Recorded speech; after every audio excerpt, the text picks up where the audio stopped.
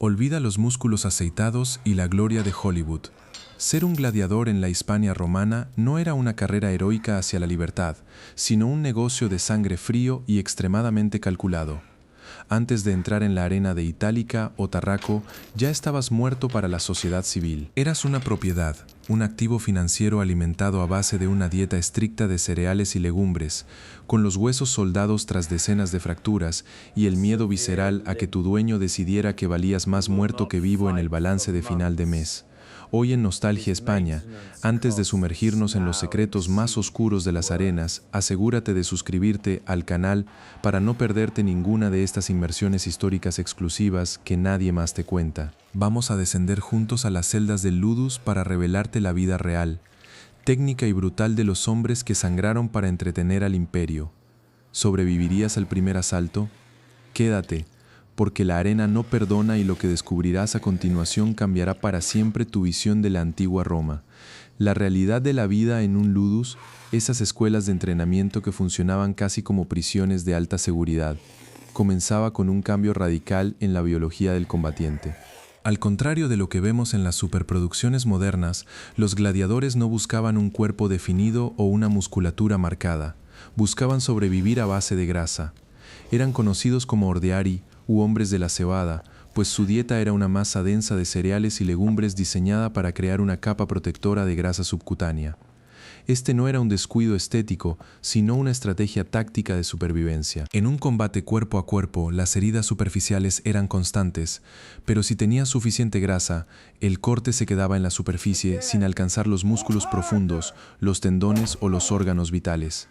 Sangrar impresionaba al público, excitaba a la multitud y te permitía seguir luchando durante minutos vitales, evitando que una simple estocada terminara tu carrera y el dinero de tu propietario.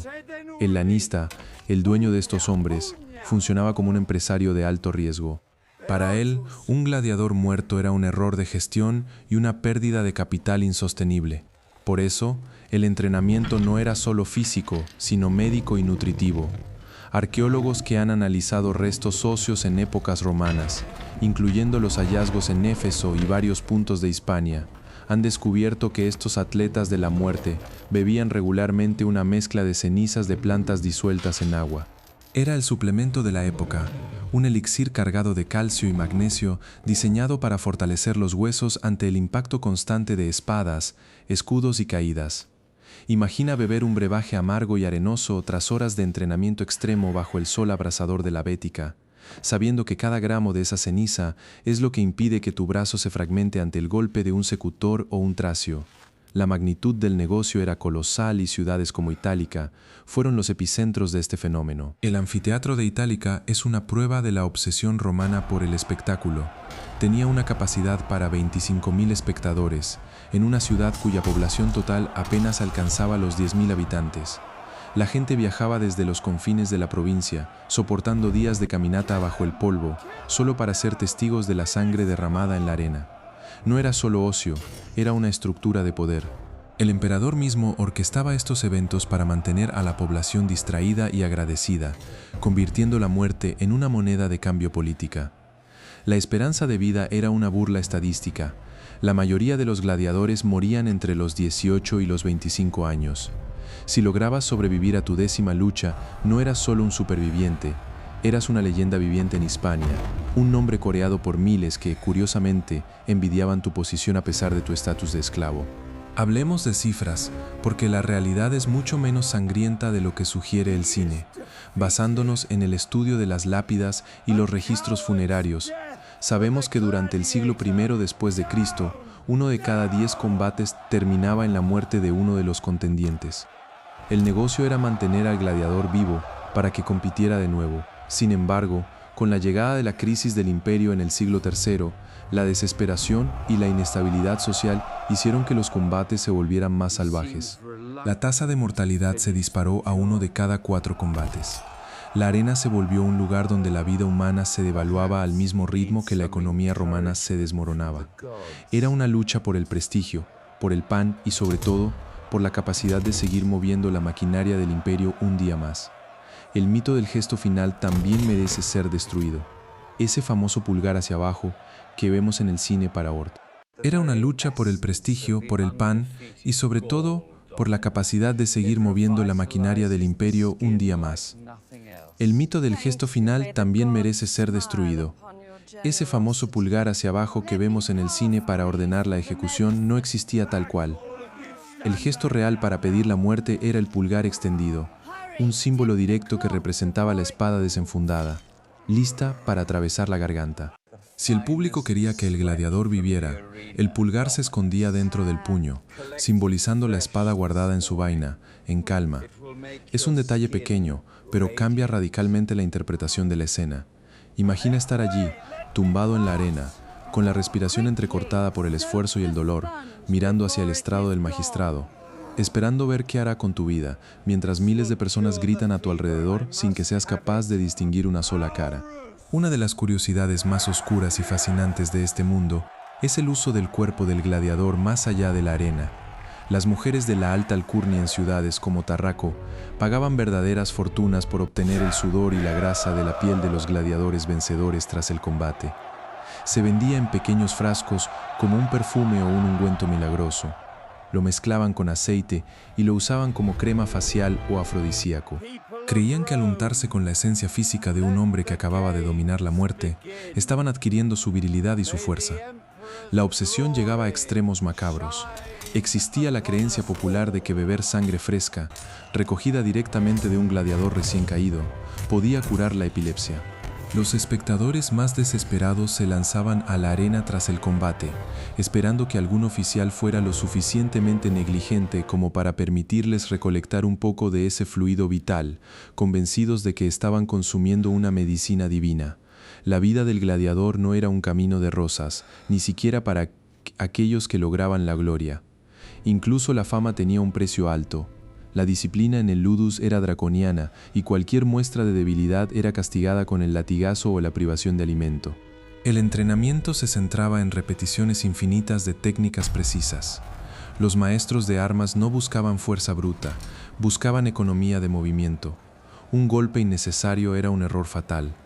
Se enseñaba a los hombres a luchar en condiciones extremas, bajo el sol de mediodía, con el olor a hierro y excrementos que impregnaba la arena. La psicología del gladiador era fundamental. Debían aprender a ignorar el miedo a la muerte para concentrarse exclusivamente en la técnica del rival. Si el miedo te paralizaba, el público te despreciaba y tu dueño te descartaba. Era un entorno donde la psicología del asesino se mezclaba con la disciplina del atleta de élite. La infraestructura del anfiteatro no era solo una estructura de piedra. Era una máquina diseñada para el impacto emocional. Los túneles subterráneos, el hipogeo, eran un laberinto de pesadilla. Ahí es donde los gladiadores esperaban su turno, escuchando el rugido de la grada desde abajo, una vibración que parecía sacudir los cimientos mismos de la tierra. La oscuridad, el hedor a animales salvajes que pronto serían soltados en la arena, y el sonido de las cadenas creaban una atmósfera de tensión insoportable. Los gladiadores compartían este espacio confinado con bestias traídas de los rincones más remotos del imperio, todos hambrientos y nerviosos. La preparación previa a la salida a la arena incluía rituales de purificación y bendiciones de dudosa eficacia, tratando de atraer el favor de los dioses en un lugar donde la muerte parecía ser la única divinidad real gobernante. Cuando la puerta se abría y la luz del sol cegaba sus ojos, el gladiador sabía que no había vuelta atrás. La transición de la oscuridad del túnel a la visibilidad total ante miles de personas exigía un cambio de personalidad inmediato. El gladiador debía convertirse en un actor, en un intérprete de la brutalidad. Cada movimiento estaba coreografiado para maximizar la tensión dramática. Los juramentos de fidelidad al lanista, el respeto por las jerarquías dentro del ludus y la camaradería forzada, entre los que sabían que podrían tener que matarse al día siguiente, creaban un sistema social cerrado, casi incestuoso en su lógica interna. Era un mundo que se alimentaba de sí mismo, donde la repetición era la clave de la maestría y la muerte era solo una posibilidad estadística que siempre estaba latente, acechando en el filo de cualquier espada bien dirigida. Al reflexionar sobre este periodo histórico, debemos entender que no estamos analizando a bárbaros sin sentido, sino a sujetos inmersos en una cultura que veía en la lucha una metáfora de la vida misma.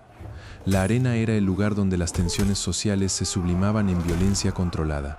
Gracias a recreaciones modernas, sabemos hoy que el peso de las armaduras y el equilibrio de las armas eran mucho más complejos de lo que se pensaba. Un gladiador no solo debía luchar, debía gestionar el peso de su equipo, la resistencia de su cuerpo y la fatiga muscular tras horas de exposición al sol. Cada tipo de gladiador, desde el recio murmillo con su gran escudo hasta el ágil reciario con su red y tridente, tenía una función específica y una técnica de combate distinta, diseñada para compensar las debilidades del otro. Era un juego de ajedrez humano donde una mala decisión significaba la muerte inmediata, un equilibrio perfecto entre la técnica, la oportunidad y la pura suerte. A medida que el imperio se expandía, el ludus se convirtió en una institución exportable. Los gladiadores no solo eran nativos de Italia, sino que se reclutaban en todos los frentes de guerra. Ver a un gladiador de origen germánico luchando contra un libio en una arena de Hispania era un recordatorio constante de la vastedad y el poder del dominio romano. Toda la diversidad del mundo antiguo se encontraba en la arena, forzada a enfrentarse por el placer de una élite que se creía dueña del destino de todos ellos. Era la globalización a través del filo de la espada. Este intercambio cultural involuntario y violento dejó una huella en nuestra propia cultura que aún podemos rastrear en el arte, la literatura y los valores que celebramos hoy en día. Es importante recordar que el fin de los juegos de gladiadores no llegó de repente, sino que fue un proceso lento de decadencia y cambio ideológico. A medida que el cristianismo comenzó a impregnar la sociedad y la economía romana a colapsar, la justificación moral de la sangre en la arena empezó a perder terreno. Fue un cambio de paradigma social que tardó siglos en consolidarse, pero que finalmente cerró las puertas de los anfiteatros para siempre. Hoy, los restos de esos edificios siguen en pie, como esqueletos gigantescos de una era que nos parece incomprensible, pero de la que todos somos herederos. Al caminar por las ruinas de Itálica, uno puede sentir todavía el eco de aquellos gritos, el choque del metal y el silencio sepulcral que seguía al golpe final. Hemos viajado desde la realidad biológica de la dieta de cebada hasta los rituales macabros de la sangre y el sudor, desmontando los mitos que el cine ha construido durante décadas. Hemos visto la vida del gladiador no como una aventura épica, sino como una profesión dura, peligrosa y profundamente humana, moldeada por las necesidades de una sociedad que no podía funcionar sin su dosis diaria de sangre. La historia no es solo lo que está escrito en los libros, es lo que está grabado en los huesos de aquellos que vivieron, lucharon y murieron para que el imperio pudiera seguir respirando. Cada vez que mires una película sobre Roma, recuerda que la realidad era mucho más fascinante, mucho más cruda y mucho más compleja que cualquier guión de Hollywood. La lección que nos deja el gladiador es una de perseverancia, de disciplina bajo una presión inhumana y de la capacidad del espíritu para encontrar un sentido en medio del caos absoluto. Si has llegado hasta aquí, es porque formas parte de esa audiencia valiente que busca entender el pasado sin filtros, valorando la evidencia sobre la ficción. La historia no es un relato estático. Es un organismo vivo que se expande cada vez que alguien como tú se interesa por la verdad. La vida cotidiana de los hombres en las arenas de Hispania es solo una pequeña parte del vasto mosaico que es nuestra historia europea. Hay miles de historias más esperando a ser contadas, desde los secretos de las legiones en las fronteras hasta la vida oculta en las domus de los patricios. Por eso, si este recorrido te ha parecido impactante, te invito a formar parte de nuestra comunidad de forma activa.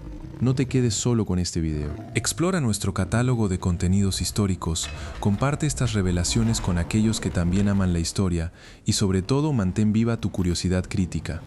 El pasado tiene mucho que enseñarnos, pero solo si estamos dispuestos a mirar donde otros no quieren ver. Suscríbete ahora, activa la campanita y asegúrate de no perderte la próxima reconstrucción histórica de Nostalgia España. Tu apoyo es el motor que nos permite seguir sacando a la luz estas verdades ocultas que definen quiénes somos hoy. Nos vemos en el próximo viaje al pasado, donde la historia cobra vida una vez más.